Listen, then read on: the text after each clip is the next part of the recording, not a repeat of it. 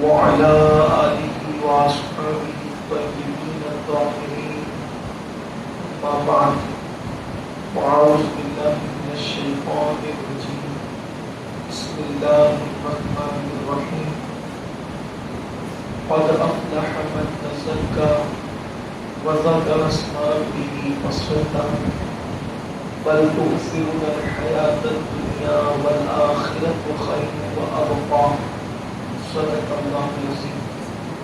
غوث اعظم بنے بے سر و سرما مددِ قبلہ مددِ کعبہ ایمان مددِ انتظار کرم پشت من عینی را اے خدا جو خدا بینو خدا لا مددِ بدل داوی بلا افتاد کشتی ضعیفان و شکستارات و کشتی بہت کے خواجہ اسماعیل ہارون مدد کن یا معین الدین چشتی مدد کن یا معین الدین چشتی مدد کن یا معین الدین چشتی. الصلاة والسلام علیک یا رسول اللہ. الصلاة والسلام علیک یا نبی اللہ. الصلاة والسلام عليك يا حبيب الله وعلى آلك وأصحابك يا نور الله صلى الله تعالى عليك وسلم. اللهم صل وسلم وبارك على سيدنا ومولانا محمد نبي الأمي حبيب العالم قدر عظيم الجاه وآله وصحبه وبارك وسلم. درود شریف ابھی آپ کو پڑھایا گیا ہے، اس کی فضیلت میں یہ آتا ہے کہ جو شخص اس درود شریف کو شب جمعہ میں یا یوم الجمعہ میں پڑھے گا تو وہ مرتے وقت حضور علیہ السلام کا دیدار کرے. آقا کریم صلی اللہ علیہ وآلہ وسلم کی زیارت کرتے کرتے مصطفیٰ جان رحمت صلی اللہ علیہ وآلہ وسلم کا دیدار کرتے کرتے اللہ اس کو موت نصیب فرمائے گا. اتنا ہی نہیں بلکہ جب اس کو اس کی قبر میں اتارا جائے گا تو وہ یہ دیکھے گا کہ حضور علیہ الصلوۃ والتسلیم اپنے مبارک ہاتھوں سے اس کو اس کی قبر میں اتار دیں گے. اس لیے اس درود شریف کو آپ یاد کریں اور اس کو روزانہ ایک مرتبہ پڑھنے کی عادت بنائیں تاکہ جمعہ کے دن بھی یہ مس نہ ہو جائے. میرے پیارے آقا صلی اللہ تعالیٰ علیہ وسلم کے پیارے دیوانوں، اس وقت ہم سب نماز جمعہ کے لیے حاضر اور جمعہ کی نماز ہونی ہے. بہت مبارک دن ہے آج، جسے یوم الجمعہ کہتے ہیں. یہ دن مغفرت کا دن ہے، بخشش کا دن ہے، مومنوں کے لیے عید کا دن ہے، نجات کا دن ہے. اس دن میں دعائیں مقبول ہوتی ہے. یہی وہ دن ہے جس دن اللہ نے آدم علیہ السلام کو پیدا فرمایا. یہی وہ دن ہے جس دن اللہ نے آدم علیہ السلام کو وصال عطا فرمایا. بہت برکتیں اس مبارک دن کی. اللہ کے حبیب صلی اللہ علیہ وسلم نے فرمایا قیامت بھی اسی دن قائم ہوگی جسے جمعہ کا دن کہتے ہیں. میں نے اس آیہ کریمہ کی تلاوت کی ہے. اللہ تبارک و تعالیٰ نے اپنے ایمان والے بندوں کو یہ بات بتائی کہ وہ کامیاب ہو گیا جس نے اپنے من کو اپنے دل کو پاک کیا، اللہ کا ذکر کیا اور نماز کو قائم کیا. اور اس کے بعد جو اس کے آگے کا حصہ ہے وہ خاص طور پر اس پر آج گفتگو کرنی ہے. چونکہ ہم لوگ سب اس وقت دنیا کے اندر اتنے مصروف ہیں اور دنیا کی رنگریلیوں میں اتنے ڈوب گئے ہیں کہ ہم آخرت کو بھول گئے. اللہ پاک ارشاد فرماتا ہے بل تؤثرون الحیاۃ الدنیا والآخرۃ خیر وابقیٰ، کہ یہ جو دنیا ہے اور یہ دنیا میں جو کچھ ہے یہ سب ختم ہونے والا ہے اور آخرت کی چیزیں دنیا سے بہتر ہے. اور دنیا ختم ہونے والی ہے اور آخرت باقی رہنے والی ہے. لیکن انسان کو شیطان نے اپنے جال میں ایسے جکڑ لیا ہم سب کو کہ ہم سب دنیا ہی کے متوالے ہو گئے. ہماری پوری توجہ پیسوں کی طرف ہے، پوری توجہ مکانات کی تعمیر کی طرف ہے، پوری توجہ ہماری دنیا کی شہرت کی طرف، دنیا کی عزت کی طرف، بال بچوں کی طرف، بیوی کی طرف. یہ سب چیزوں کی طرف توجہ ہونا چاہیے. اس سے اسلام بھی منع نہیں کرتا، اور جب اسلام منع نہیں کرتا تو میں کیسے منع کر سکتا ہوں. لیکن بات اتنی ہے کہ دنیا کی محبت میں اتنا غرق ہو جائے انسان کہ اللہ کو بھول جائے، آخرت کو بھول جائے اور آخرت کی تیاری کو فراموش کر دے. میرے پیارے آقا صلی اللہ علیہ وآلہ وسلم کے پیارے دیوانوں، ہمیں اس دنیا سے کوچ کرنا ہے، اس دنیا سے ہمیں نکلنا ہے، ہمیشہ اس دنیا میں نہیں رہنا ہے. آج مسجدیں ویران ہے، قرآن مقدس کی تلاوت کتنے مسلمان کر رہے ہیں، کتنے مسلمان ہیں جو سچ بول کر تجارت کر رہے ہیں، کتنے مسلمان ہیں جو ماں باپ کا حق ادا کر رہے ہیں، کتنے مسلمان ہیں جو بیوی بچوں کے ساتھ حسن سلوک کر رہے ہیں، کتنے مسلمان ہیں جو مسجدوں کا حق ادا کر رہے ہیں، کتنے مسلمان ہیں جو غریبوں سے محبت کرتے ہیں، کتنے مسلمان ہیں جو یتیموں سے پیار کرتے ہیں، کتنے مسلمان ہیں جن کا حال یہ ہے کہ اسلام پر مر مٹنے کا ان کے اندر جذبہ ہو. افسوس کی بات تو یہ ہے کہ ہمیں کھانے پینے اور مال جمع کرنے کے علاوہ وہ سجائے ہی نہیں دیتا. یاد رکھیے ایک گھاٹی ہے جسے موت کہتے ہیں، اس گھاٹی سے گزرنا ہے اور اس گھاٹی سے گزر کر ہمیں آخرت کی طرف جانا ہے. یہ دنیا اور آخرت کے بیچ میں ایک منزل ہے جسے موت کی منزل کہتے ہیں، ایک منزل ہے جسے موت کی منزل کہتے ہیں. اس گھاٹی سے ہم لوگوں کو گزرنا ہے، اس گھاٹی کو ہمیں عبور کرنا ہے، پار کرنا ہے. اب یہاں پر میں آپ سب کی توجہ چاہتا ہوں. میرے ایک بار اللهم صل على سيدنا ومولانا محمد معدن الجود والكرم وآله وأصحابه وبارك وسلم. صلاة وسلام عليك يا رسول الله صلی اللہ علیہ وسلم.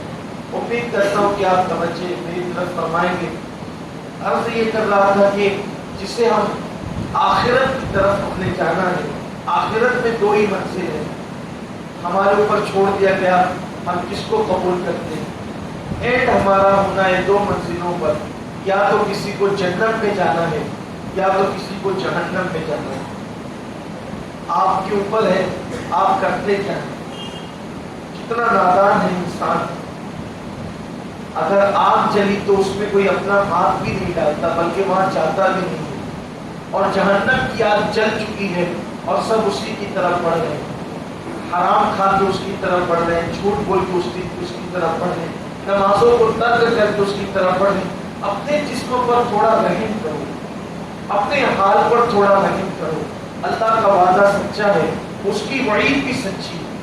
وعدہ کہتے ہیں کہ اس نے جو نعمتیں دینے کا آخرت میں کہ وہ ذکر فرمایا وہ وعدہ ہے، اور جن عذاب سے ڈرایا وہ وعید ہے. تو اس کا وعدہ بھی سچا ہے، اس کی وعید بھی سچی ہے. ہم میں سے کوئی نہیں ہے جو اللہ کے عذاب کو برداشت کرنے کی طاقت رکھے. اپنے جسم میں اتنی قوت نہیں ہے، لیکن ہم وہ سب کچھ کر رہے ہیں جس سے اللہ کا عذاب ہی آنا ہے. ہم وہ سب کچھ کر رہے ہیں جس سے جہنم ہی میں جانا ہے. ہم اپنے آپ پر رحم کیوں نہیں کرتے؟ تھوڑا غور تو کریں، سوچیں تو صحیح.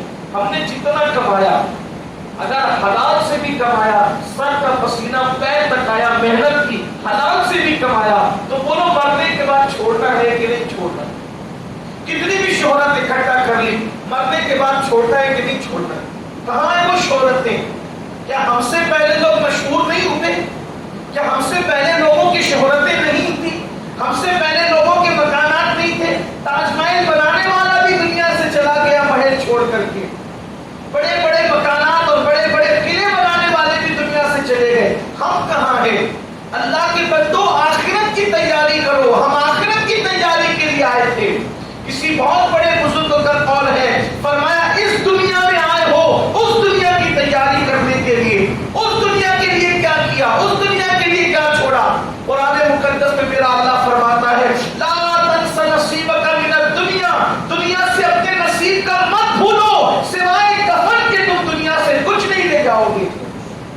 کیا لے جانا ہے؟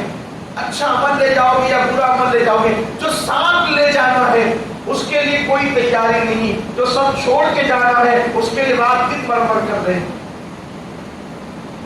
بزرگوں نے فرمایا کہ جب انسان دنیا سے جاتا ہے تو دنیا میں رہنے والے کہتے ہیں کیا چھوڑ کے گیا؟ دنیا والے کہتے ہیں کیا چھوڑ کے گیا؟ اور فرشتے کہتے ہیں کیا لے کر آیا؟ تو جو چھوڑ کے جانا اس کے لیے بہت محنت ہے، جو لے کر جانا اس کے لیے بہت سی محنت ہے۔ اور یاد رکھنا آخرت اور دنیا کے بیچ میں گھاٹی ہے جس کو موت کہتے ہیں، ہمیں موت کی گھاٹی کو عبور کرنا ہے۔ بہت آسان نہیں ہم نے جس کو موت سمجھ رکھا ہے، بہت آسان نہیں ہے۔ کیسے آتی ہے موت؟ ہم نے تو موت کا ایک تصور بنا رکھا ہے، خیر اللہ جسے جیسے چاہے موت دے، لیکن میں ایک حدیث پڑھتا ہوں، اس پر ہم سب غور کریں کہ ہمیں کتنی خطرناک وادی سے گزرنا ہے۔ روئے زمین پر، اللہ کی زمین پر انبیاء کے بعد جو سب سے بہترین مخلوق ہے اس کو صحابہ ہے۔ صحابہ سے بڑا درجہ اللہ کے بندوں میں، انسانوں میں انبیاء کے بعد کسی کا نہیں۔ سب سے بڑا مرتبہ انبیاء علیہ السلام کے بعد ہے، وہ صحابہ کرام رضوان اللہ تعالیٰ علیہ مجمعین ہے۔ ولیوں سے بھی بڑا مرتبہ، اغواث سے بھی بڑا مرتبہ، اقطاب سے بھی بڑا مرتبہ، بڑے شان والے ہیں کیونکہ انہوں نے اپنی آنکھوں سے مصطفیٰ جان رحمت کا دیدار کیا، انہوں نے حضور علیہ السلام کے پیچھے نمازیں پڑھی۔ اب اس سے آپ کو سمجھ میں آ گیا ہوگا کہ صحابہ کا مرتبہ کیا ہے، بلکہ صحابہ کا مرتبہ یوں سمجھو کہ قرآن مقدس پر میں اللہ فرماتا ہے وَالْعَادِيَاتِ ضَبْحًا فَالْمُورِيَاتِ قَدْحًا، کہ اے محبوب جو تیرے صحابہ تیرے پیچھے گھوڑے دوڑاتے ہیں جہاد میں جانے کے لیے، ان کے پیروں سے جو گرد لگتی ہے ہم اس دھول اور گرد کی قسم بھی یاد کرتے ہیں۔ یہ میں نے اس کی ترجمانی کی، اس کا مفہوم بیان کیا آیہ کریمہ کا، جن کے گھوڑوں کے قدموں سے دھول لگ جائے، مٹی غبار لگ جائے، اللہ اس دھول کی قسم بھی یاد کرے۔ سوچے اس دھول کا جب یہ مقام ہے تو ان کے گھوڑوں کے پیروں کا کیا مقام ہوگا، اور پھر ان کے گھوڑوں کا کیا مقام ہوگا، اور گھوڑے پہ بیٹھنے والے صحابہ کا کیا مقام ہوگا۔ اللہ جن کی قسمیں اٹھائے ان کے گھوڑوں کی دھول کی غبار کی، وہ صحابہ ہیں۔ اب آپ کو صحابہ کا مرتبہ سمجھ میں آ گیا کہ انبیاء کرام کے بعد روئے زمین پر انسانوں میں بڑا مرتبہ کس کا ہے؟ صحابہ کا۔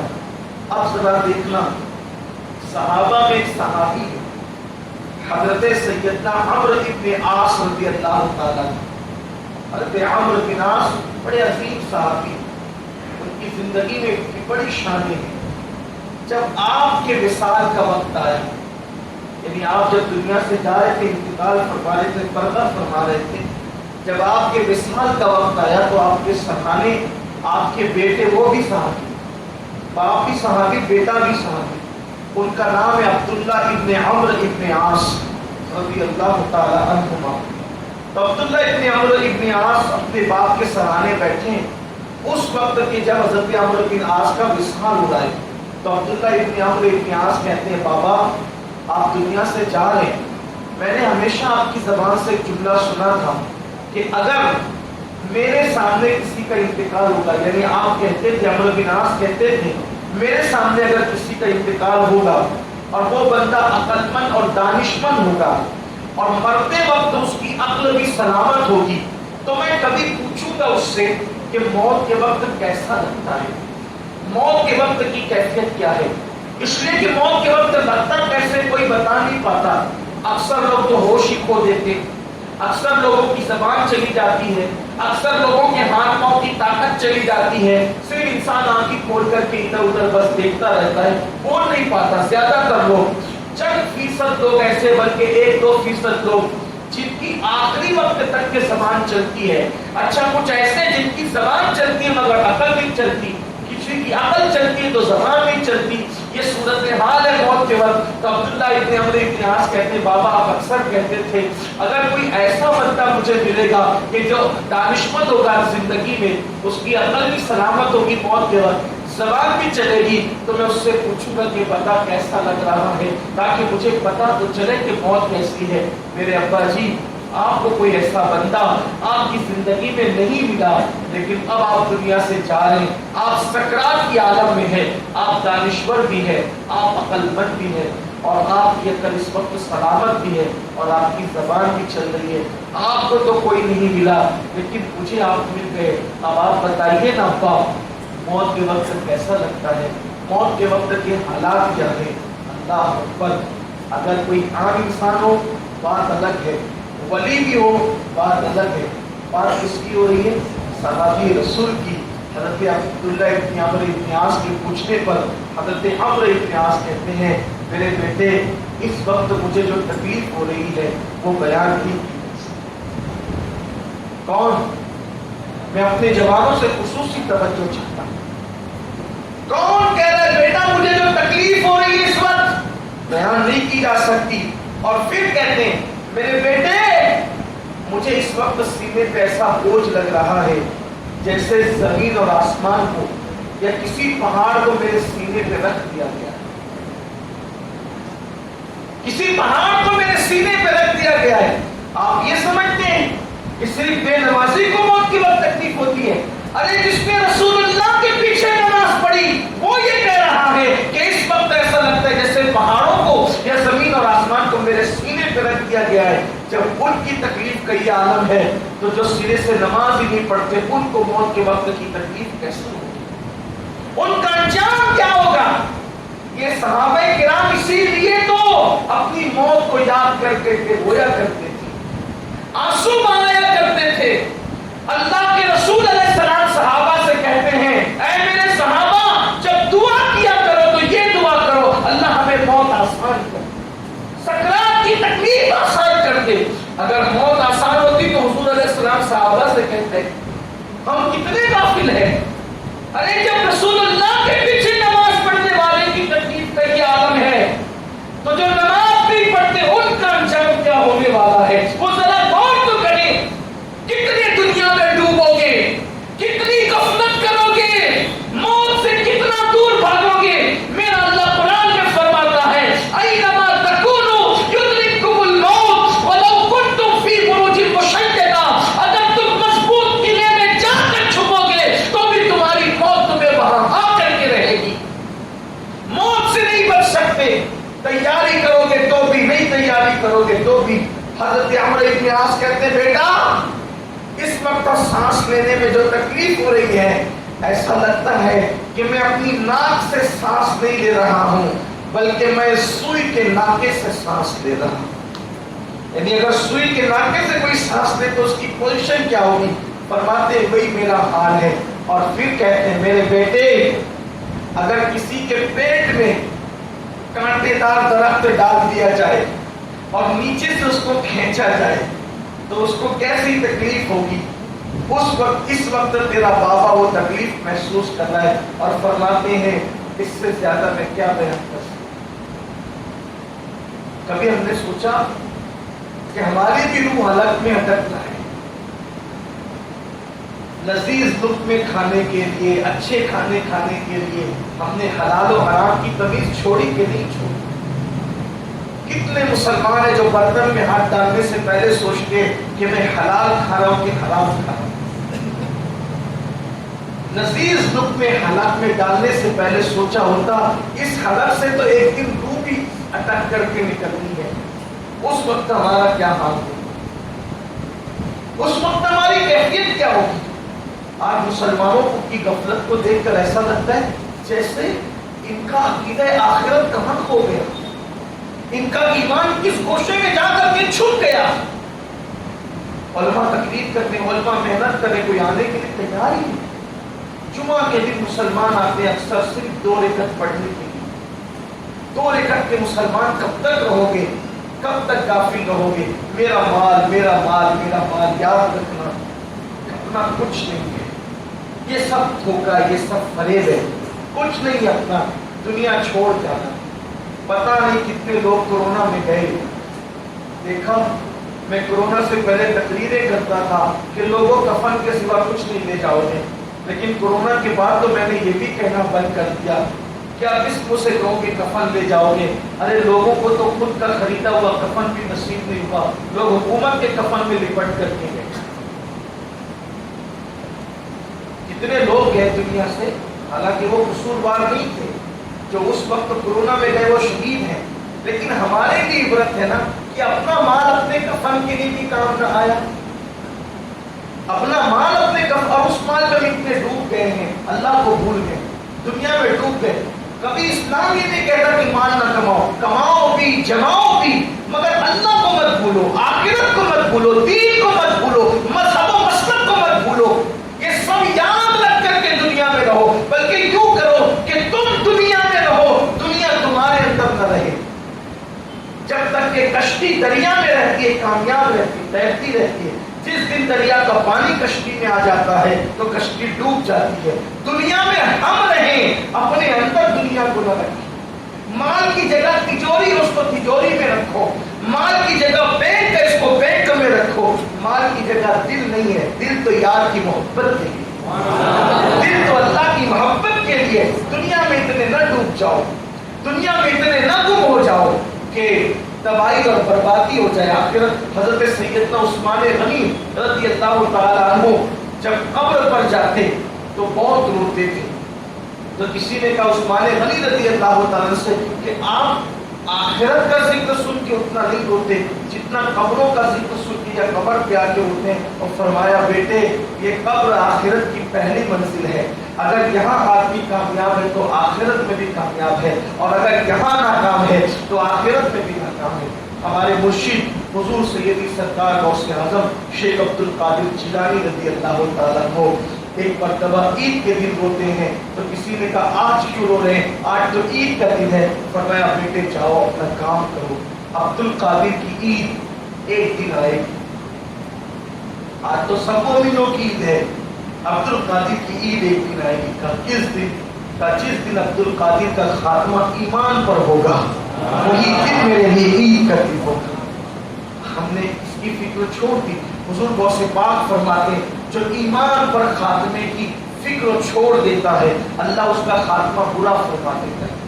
आज हमें ईमान पर खात्मे की कितनी फिक्र है। गाने हम सुन रहे हैं, सीरियल हम देख रहे हैं, गंदी फिल्में देख रहे हैं, नौजवान हमारा गंदगी में मुब्तला हो गया, औरतों की नाजायज मोहब्बत आज आम हो चुकी है। अफेयर के मामला आज बिल्कुल छोटी मोटी बात समझे जाते हैं। फोन पर लड़के लड़कियों की गुफ्तगू और उस पर गंदी बातें, उस पर कोई ऑब्जेक्शन भी देने के लिए तैयार नहीं है, उसको आज़ाद ख्याली का नाम दिया जाता है। खुदा के लिए हमें अल्लाह की तरफ पलटना है, रुजू होना है। अल्लाह कुरान में फरमाता है, अल्लज़ी खलक़ल मौत वल हयात लियब्लुवकुम अय्युकुम अहसनु अमला, कि हमने जिंदगी और मौत को पैदा करके तुम्हारा इम्तिहान लिया है, तुम्हें आजमाया है कि कौन अच्छा अमल करता है। इस थोड़ी सी जिंदगी में, इस थोड़ी सी जिंदगी में हम अच्छे अमल के लिए आए, वरना यहाँ से जाएंगे कुछ नहीं ले जाना। इस सिलसिले में हमारे बहुत बड़े बुजुर्ग ने एक वाक़या लिखा है, अल्लाह करे किसी के दिल में बात उतर जाए, वो आपकी खिदमत में पेश करना। मरना तो है, इतना यकीन है, इसका किसी को इनकार नहीं।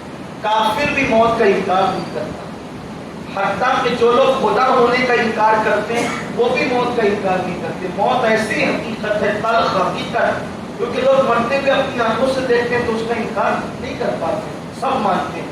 मैं समझता हूँ कि हर उन्वान में इख्तिलाफ है। अगर कोई ऐसा उन्वान है जिस पे पूरी दुनिया मुत्तफिक है तो उसे मौत कहते हैं। सब मौत को मानते हैं, मौत का कोई इनकार नहीं करता। मुसलमान, काफिर, मुशरिक, मुनाफिक सब मौत को मानते हैं। ये देख रहे मरते हुए, अपनी आंखों से मरते हुए देख रहे हैं। इस सिलसिले में ये कि अल्लाह को जो भूल गए, आखिरत को भूल गए और दुनिया ही उनके लिए सब कुछ है, उनके लिए बहुत इबरत की बात बयान की गई है। फरमाते बुजुर्ग लिखते हैं कि दो भाई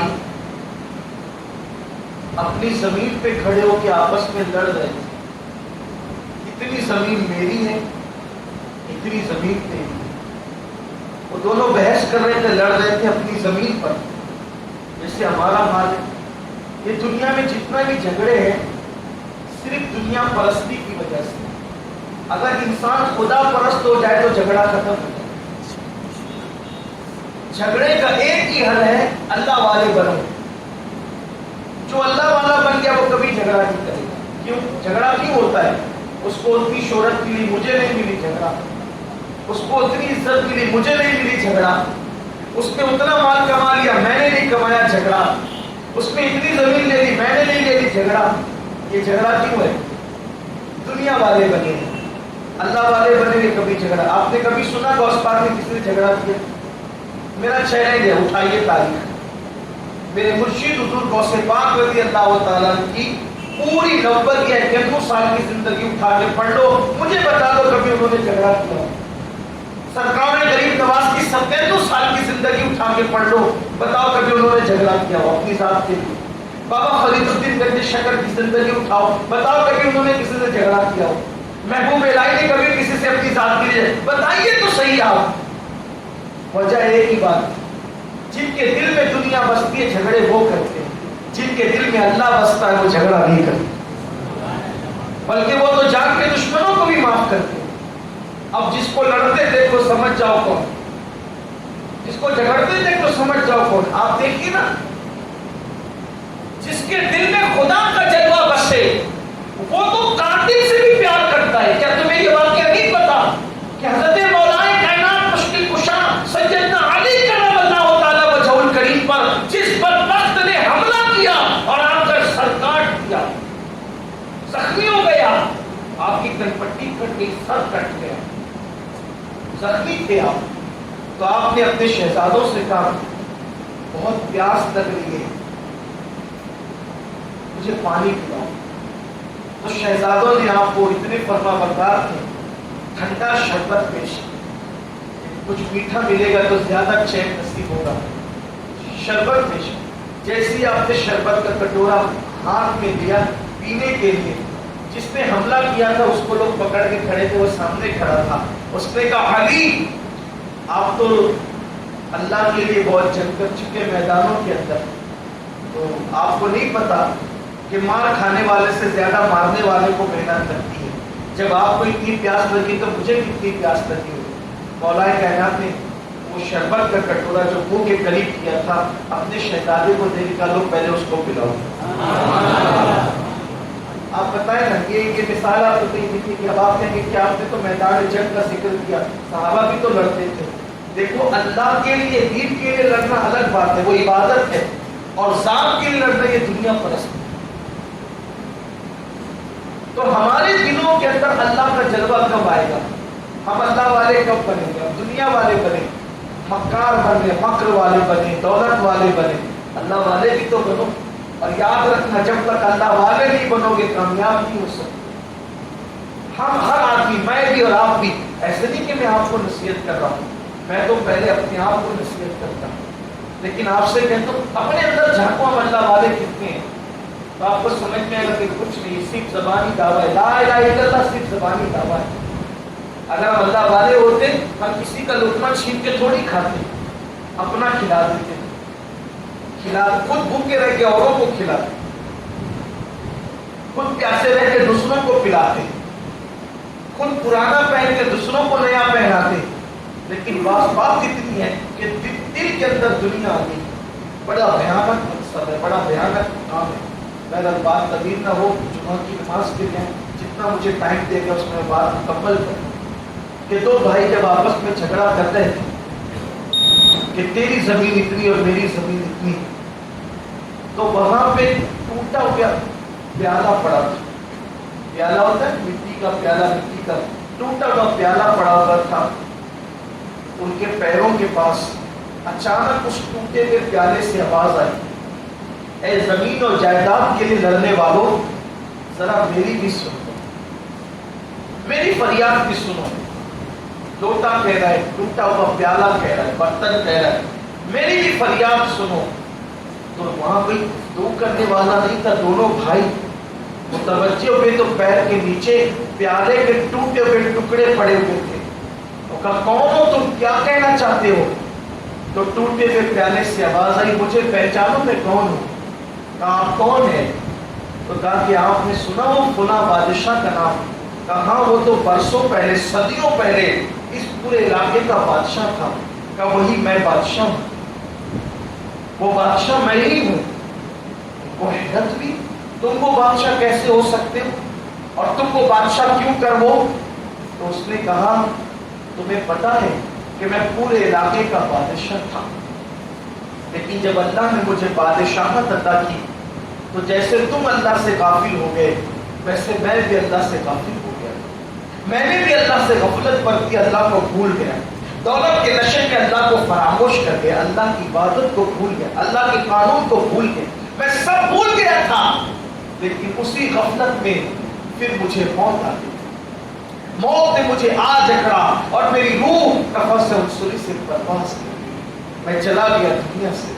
بلاخر ہونا کیا تھا، جب مر گیا تو اوروں کی طرح مجھے بھی قبر میں لے جا کر کے دفن کر دیا گیا اور میں بھی قبر میں دفن ہوں۔ جب قبر میں دفن ہوا تو مجھ پر کئی برس بیت گئے، حتیٰ کہ میرے جسم کو قبر کی مٹی نے کھایا۔ ایک ہوتا ہے کیڑوں کا کھانا اور ایک ہوتا ہے مٹی کا کھانا۔ کیڑے کھاتے وقت تو اتنی تکلیف نہیں ہوتی جتنی جسم کو جب مٹی کھاتی ہے تب تکلیف ہوتی ہے۔ میرے عزیز بھائیوں، ایک منزل اللہ نہ کرے کہیں وہ ہم پر بھی آئے۔ کس نے کہا، کس نے گارنٹی دی کہ قبر میں جسم سلامت رہے گا؟ یہ بڑے بڑے اپنے نام کے ساتھ ٹائٹل، کوئی مخیر قوم و ملت کہلا رہا، کوئی وقت کا خطیب کہلا رہا، کوئی وقت کا ادیب کہلا رہا، کوئی کچھ کہلا رہا ہے، کوئی کچھ کہلا رہا ہے۔ کوئی گارنٹی ہے کہ قبر میں جسم سلامت رہے؟ ساری چٹنگ بازیاں یہی چلتی ہے، قبر کے اندر کچھ نہیں چلتا۔ قبر میں کیا ہوگا یہ کسی کو نہیں پتا۔ وہ آواز آتی ٹوٹے ہوئے پیالے سے، مجھے دفن کیا، اور جب برسوں مجھ پر بیت گئے، صدیاں بیت گئی تو میرے جسم کو قبر کی مٹی کھا گئی۔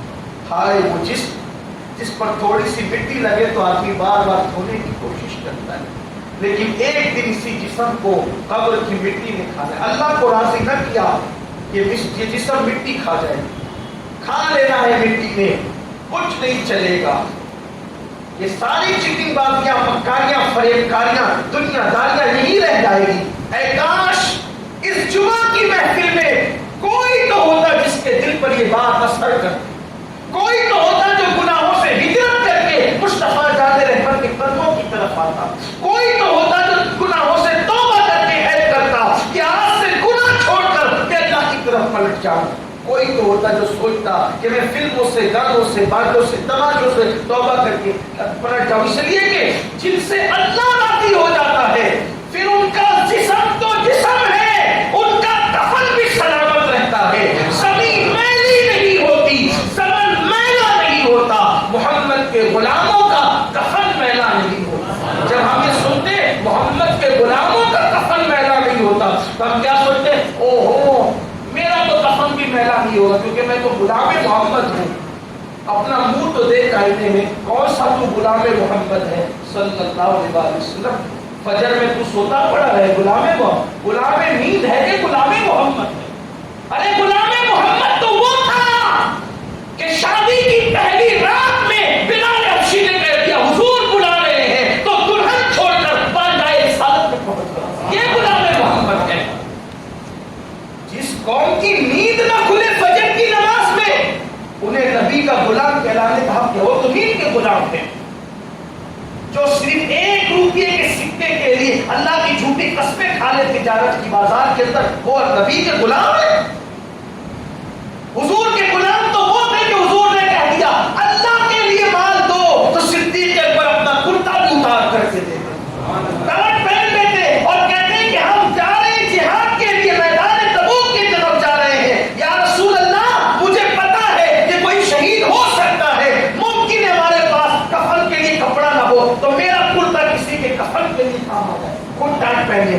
غلامان محمد کی شان یہ ہم نے ٹائٹل تو بہت بڑے بڑے اختیار کیے ہیں، لیکن کبھی ہمیں تنہائی میں بیٹھ کے سوچنا چاہیے۔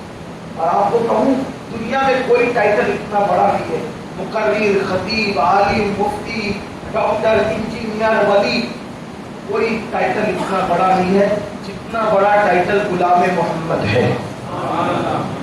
آپ نے اس کو سمجھا ہے؟ عاشق رسول جتنی بڑی چیز ہے تو وجہ اس کی یہ ہے کہ کوئی ولی نہ ہو لوگ اس کو ولی کہتے، ہو سکتا ہے صحیح ہے، کوئی عالم نہ ہو اس کو عالم کہتے، کوئی خطیب نہ اس کو خطیب کہتے، کوئی ادیب نہ اس کو ادیب کہتے، کوئی ڈاکٹر اس کو ڈاکٹر کہتے، لیکن غلام ہر چیز کی صنعت، میرا جملہ یاد ہے، ہر چیز کی صنعت لوگ دیتے ہیں، اور غلام محمد ہونے کی صنعت بارگاہ رسالت سے ہوئی۔ آپ بتائیے کتنی بڑی چیز ہے، آپ خود محسوس کریں کتنی بڑی، یہ بہت آسان منزل نہیں ہے۔ تو آواز آتی ہے اس کٹورے سے کہ میرے جسم کو قبر کی مٹی کھا گئی، اور مٹی کھا گئی، پھر اس کے بعد برسوں بیتے، نیچے کی مٹی اوپر، اوپر کی مٹی نیچے ہوتی رہی، حتیٰ کہ میں مٹی میں مل گیا۔ ایک کمار آیا، بادشاہ اپنی داستان بتا رہا ہے، اور بادشاہ کی مٹی کیا ہو گئی؟ ٹوٹا ہوا پیالہ۔ بادشاہ مٹی میں ملا، اور مٹی میں مل کے اوپر نیچے مٹی ہوتی رہتی ہے نا نیچے۔ آپ خود دیکھیں جب ہم قبر کھودتے ہیں تو کبھی پتہ چلتا ہے کہ پہلے کبھی یہاں قبر تھی، پھر وہ ختم ہو گئی، پھر مٹی ہو گئی، اس کو کھود کے نکالتے ہیں، لیکن اوپر نیچے تو ہوتی رہتی، زمانہ ہے، حالات ہے، ایسے ہی ہوا۔ کب میری مٹی اوپر نیچے ہو گئی، ایک کمار آیا، وہ مٹی، اس کو پتہ ہی نہیں تھا کہ یہ قبرستان ہے، وہ مٹی اٹھا کر لے گیا اور اس کو گوبر میں ملایا اور مجھے سڑایا، جو میں مٹی میں مل چکا۔ کبھی بادشاہ گھمنڈ کے ساتھ، غرور کے ساتھ، تکبر کے ساتھ تخت پہ بیٹھتا تھا، اور مٹی میں کیا ہو رہا تھا؟ گوبر کے ساتھ ملایا جا رہا تھا، اور اس کے بعد پھر اس نے ایک برتن بنایا، کٹورا بھی۔ ایک دن مولائے کائنات کے ہاتھ میں کٹورا آیا، مٹی کا برتن، دیکھ کے رونے لگے۔ لوگوں نے پوچھا کیوں رو رہے؟ کہا کتنا خوبصورت ہے، کتنے خوبصورت چہرے ملے ہوں گے نا اس مٹی میں، تب ایک دن جا کے خوبصورت کٹورا بنا۔ ہو سکتا ہے، اللہ نہ کرے، ہو سکتا ہے کہ ہماری مٹی بھی پہ بھی کوئی پیشاب کرے، اللہ نہ کرے، ہو سکتا ہے ہماری مٹی پہ بھی کوئی پاخانہ کرے۔ جب اللہ راضی نہیں ہوتا تو یہی ہوتا ہے، جب اللہ راضی نہیں ہوتا تو یہی ہوتا ہے۔ ہم اس کی فکر تو کریں، ہم تو کھانے اور سونے اور کھیل کود کے علاوہ کچھ سوچ ہی نہیں رہے۔ ایک دن مٹی میں جانا ہے، ایک دن تنہائی میں سونا ہے، جہاں کروٹ لینے کی بھی جگہ نہیں ہے، اس قبر میں بھی رہنا ہے، اور برسوں رہنا ہے، صدیوں رہنا ہے۔ جس گھر میں کتنے دن رہنا ہے اس کی کوئی گارنٹی نہیں، اس کو تو سجانے کی بہت فکر کرنی۔ جس قبر میں صدیوں سونا ہے اس کے لیے بھی کچھ فکر کر لو۔ اللہ والو، گھر میں اے سی لگائیے، قبر کی ٹھنڈک کا انتظام کب کرو گے؟ گھر میں پنکھے لگائے، قبر میں ٹھنڈک کا انتظام کب کرو گے؟ وہاں کوئی ایسی فٹ نہیں کر سکتے، یہاں سجدے کرو، حضور کی آنکھوں کو ٹھنڈک پہنچاؤ، اللہ تمہاری قبروں کو ٹھنڈا کرے۔ اس کے لیے کچھ کرو، عہد کرو، آج سے بدلنے کا عہد کرو، آج سے تبدیل ہونے کا عہد کرو، بدلو اپنے آپ کو، حالات بدلو، لوگ کیا کر رہے ہیں وہ چھوڑو، ہم نے کیا کرنا ہے، ہم اپنی فکر کریں۔ قرآن کہتا ہے یا ایھا الذین آمنوا علیکم انفسکم، اے ایمان والو تم اپنی فکر کرو۔ اب ہر وقت جب دل فلم دیکھنے کو چاہے سوچو کہ میں نے قبر میں جانا، بس اتنا سوچو۔ اللہ نہ کرے کسی کا دل زنا اور بدکاری کے لیے چاہے سوچو کہ میں نے قبر میں جانا، جھوٹ بولنے کو دل چاہے سوچو میں نے قبر میں جانا ہے، وہاں کی تیاری کرو، پچھتاؤ گے ورنہ، اور پچھتانے سے کام نہیں چلے۔ ہر مردہ جانے والا روتے ہوئے کہتا ہے مجھ پہ نہ رویا کرو، اپنے آپ پہ رو، اس لیے کہ مجھے دنیا نے دھوکہ دیا، اللہ کرے تمہیں دنیا دھوکہ نہ دے۔ ہر جانے والا یہ وصیت کر رہا ہے، ہم سنتے نہیں، ہم عبرت کی نگاہ سے دیکھتے نہیں ہیں۔ تو بہرحال کہا کہ مجھے کٹورا بنایا، میں کٹورا، میری مٹی کٹورا ہو گئی، اور پھر بازار میں لے جا کر بیچا۔ بادشاہ کی مٹی جس مٹی میں ملی ہو اس سے کٹورا بنا، بازار میں بیچا گیا، اور کہا کہ کئی دن تک کے استعمال ہوتا رہا، پھر آخر کسی کے پیر سے ٹکرایا اور ٹکرا کے ٹوٹ گیا، تو لوگوں نے یہاں لا کے پھینک دیا۔ زمین پہ لڑنے والوں، میرے پاس تو پوری بادشاہ تھی، میرا حال دیکھو، میرا حال دیکھو، میں اللہ کو بھول گیا تھا، میرا یہ حال ہوا ہے، سوچو تمہارا کیا حال ہوگا۔ یاد رکھیے، جو اللہ کو یاد رکھتے ہیں پھر ان کی قبروں پہ پیشاب نہیں کیے جاتے، ان کی قبروں پہ پخانے نہیں ہوتے، ان کی قبریں مٹی میں مل کر کے کٹورے نہیں بنتے، ان کی قبروں سے معاذ اللہ جو ہے وہ لوگ جو ہے وہ گندگی نہیں کرتے، بلکہ جو اللہ کے لیے جیتے ہیں میرے خواجہ کی شکل میں اگر 900 سال ہو جائے تو بھی ان کی قبروں پر پھول چڑھائے جاتے ہیں، میرے مرشد غوث اعظم کی شکل میں ان کے گنبد و مینار پکار کر کے ان کی عظمت کی گواہی دیتے ہیں۔ ہم تیاری کریں، اللہ کو راضی کریں، زندگی کا ایک مقصد بنائے، اللہ اس کے رسول کو راضی کرنا۔ اپنا قدم اٹھانے سے پہلے سوچو، میرا یہ اٹھنے والا قدم کہیں میرے اللہ کو ناراض نہ کرے، میرا یہ اٹھنے والا قدم کہیں میری آخرت کو برباد نہ کرے، میری آخرت کو تباہ نہ کرے۔ ہم بہت جرائم کر رہے ہیں، بہت گناہ کر رہے ہیں، آؤ اللہ کی طرف، اس لیے کہ قبر میں جانا یہ یقینی بات ہے۔ قبر دو چیزوں سے خالی نہیں ہے، یا تو ہماری قبر جنت کے باغوں میں سے ایک باغ ہے، یا تو ہماری قبر جہنم کے گڑھوں میں سے ایک گڑھا ہے۔ اس لیے اللہ اکبر، اللہ سے دعا کریں اور کوشش بھی کریں، اس لیے کہ ہر کام صرف دعاؤں سے نہیں ہوتا۔ رات رات بھر شراب پیئیں گے اور صبح اٹھ کے دعا کریں گے کہ ہماری قبر جنت کے باغوں میں سے باغ بن جائے، بتاؤ یہ کیسے ہو سکتا ہے؟ پیٹ میں حرام کے لقمے ہوں گے اور دعا کریں کہ ہماری قبر جنت کے باغوں میں سے باغ بن جائے، کیسے ہو سکتا ہے؟ لیکن ہاں، وہ بڑا کریم ہے، بڑا مہربان ہے، کبھی کبھی کسی کی ایک نیکی پر بھی اسے بخش دیتا ہے، اور کبھی کبھی پوری زندگی عبادت کرنے والوں کو بھی پکڑ لیتا ہے۔ اس لیے ہمیں کوئی نیکی چھوڑنا نہیں چاہیے، ہر نیکی کرو، ہر گناہ سے بچو۔ ہو سکتا ہے کسی گناہ میں پکڑ ہو جائے، ہو سکتا ہے کسی نیکی سے نجات ہو جائے، ارے وہ تو ایسا کریم ہے کہ کتے کو پانی پلانے پر بھی بخش دیتا ہے، اور وہ ایسا غیرت والا ہے کہ مسجد میں ہنسنے پر بھی کسی کو جہنم میں ڈال دیتا ہے۔ مسجد میں کوئی ہنستے تو بھی جہنم میں ڈال دیتا ہے۔ مسجد میں دنیا کی بات کرے تو 40 سال کے اعمال برباد کرے، تو اس کی غیرت سے بھی ڈرتے رہو، اور ہر کام کرو، اچھے کام کرو، کوئی کام مت چھوڑو اچھا، بلکہ اگر کسی مسلمان کو دیکھ کے مسکرا کر نیکی کر سکتے ہو یہ بھی کرو۔ جب اللہ کے رسول علیہ السلام نے صدقے کی فضیلت بیان فرمائی تو صحابہ کرام نے عرض کی، حضور ہم تو غریب ہیں، جو مالدار ہے وہ صدقہ دیں گے، ہم غریب ہیں ہم کیا کریں؟ حضور علیہ السلام نے فرمایا کسی مومن کو دیکھ کے مسکرا دیا کرو، اللہ اس پر بھی تمہیں صدقے کا ثواب عطا فرمائے۔ صدقہ کرنے تو لوگوں سے جلو نہیں، لوگوں کو دیکھ کے مسکراؤ اور اپنی آخرت کی تیاری کرو، فکر کرو۔ اب ایک آخری گفتگو کر کے اپنی بات ختم کر، جو قبر کا ذکر میں نے کیا، یہ قبر یا تو جنت کے باغوں میں سے باغ یا جہنم کے گڑھوں میں سے گڑھا۔ جس کی قبر جہنم کا گڑھا بن جائے اس کے لیے 1 سیکنڈ ہزاروں سال کے برابر ہو جاتا ہے، اور جس کی قبر جنت کے باغوں میں سے باغ بن جائے اس کی قبر کا 1 سیکنڈ ہماری دنیا کی صدیوں پر محیط ہے۔ یعنی ہم دنیا میں صدیاں گزار دیں کتنا وقت جائے گا، اس سے زیادہ جلدی یعنی ادھر صدیاں بیت رہی ہے، ادھر 1 سیکنڈ بھی نہیں گزرا۔ اس کی مثال بتاؤں، شاہ عبد العزیز علیہ الرحمہ نے بیان فرمایا ہے، ایک بندہ تھا، وہ پاگل تھا اور وہ دلی میں گھومتا تھا، تو وہ لوگوں سے کہتا تھا کہ یار یہاں میرا مکان تھا، میرا گھر تھا، کہاں چلا گیا میرا مکان، کہاں چلا گیا میرا گھر؟ تو اس کو پاگل کہتے۔ اور تیرا مکان کب تھا؟ وہ کہا کہ بہت سال ہوئے، بہت صدیاں ہوئی، وہ فلاں بادشاہ کا دور تھا جب میرا مکان تھا۔ کی عمر تو اتنی سی ہے، وہ بادشاہ گزرے ہوئے تو صدیاں ہو گئی۔ وہ سب اس کو پاگل سمجھتے تھے۔ شاہ عبد العزیز صاحب اس کو ایک دن پکڑے اور پکڑ کر فرمایا، بتا تیری داستان کیا تھا؟ اب اس کو لوگ پاگل سمجھتے تھے، لیکن اس کی باتوں پر وہ پاگل تھا نہیں۔ بہت سارے لوگوں کو پاگل سمجھتے ہو، پاگل ہوتا نہیں۔ شاہ عبد العزیز صاحب بہت بڑے ولی گزرے، بہت بڑے بزرگ۔ شاہ عبد العزیز صاحب ہمارے بہت سارے بڑے بزرگوں کے استاد، سید شاہ علیہ رسول مہالوی رحمۃ اللہ علیہ ان کے استاد، تاج الفول حضرت مولانا عبد القادر بدایوی رحمۃ اللہ علیہ کے استاد۔